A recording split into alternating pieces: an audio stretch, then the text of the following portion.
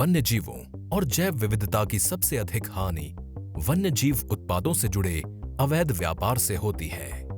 बिल्ली प्रजाति के वन्य जीवों की खाल, हाथी दांत, गैंडे का सींग, भालू की खाल, वज्रशल्क या पेंगोलिन के शल्क और तरह तरह के रंग बिरंगे पक्षी आदि इस अवैध व्यापार में सम्मिलित हैं। वन्य जीवों का शिकार प्रजातियों के संरक्षण के लिए एक सबसे बड़ी चुनौती है। दुर्भाग्य से भारत इस वन्य जीव उत्पाद अवैध व्यापार का स्रोत और केंद्र है। इसीलिए वन विभाग और कई सरकारी संस्थाएं इस अवैध व्यापार पर रोक लगाने के लिए कार्यरत हैं।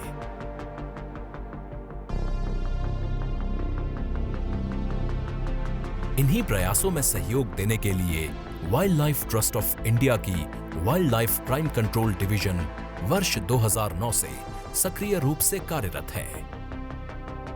अब तक अवैध वन्यजीव व्यापार के खिलाफ लगभग 280 मुहिम में wild life crime control division ने सरकारी संस्थाओं की भरसक मदद की है और इस अपराध में संलग्न लोगों को गिरफ्तार करवाने और वन्यजीव उत्पाद को जब्त करने में एक महत्वपूर्ण भूमिका निभाई है। WTI की टीम लगातार अवैध शिकार से संबंधित गोपनीय सूचनाओं को एकत्र कर उन्हें वन विभाग और अन्य संस्थाओं से साझा करती है ताकि वन्यजीव उत्पाद से संबंधित इस व्यापार पर लगाम कसी जा सके। पेंगोलिन या वज्रशल्क की भारत में 2 प्रजातियां पाई जाती हैं, जिन्हें क्रमशः भारतीय और चीनी कहा जाता है। भारतीय वज्रशल्क या इंडियन पेंगोलिन हिमालय को छोड़ भारत के लगभग सारे मुख्य भूभाग में पाया जाता है। चीनी पेंगोलिन उत्तर पूर्व भारत में मिलता है और भारतीय पेंगोलिन से थोड़ा छोटा होता है। पेंगोलिन के पूरे शरीर में शल्क या स्केल होते हैं। ये रात्रिचर प्राणी है, इसीलिए दिन में कम दिखाई देता है। दीमक, चींटियां और कीड़े मकोड़े पेंगोलिन का मुख्य भोजन है। इसी कारण इसे चींटीखोर भी कहा जाता था।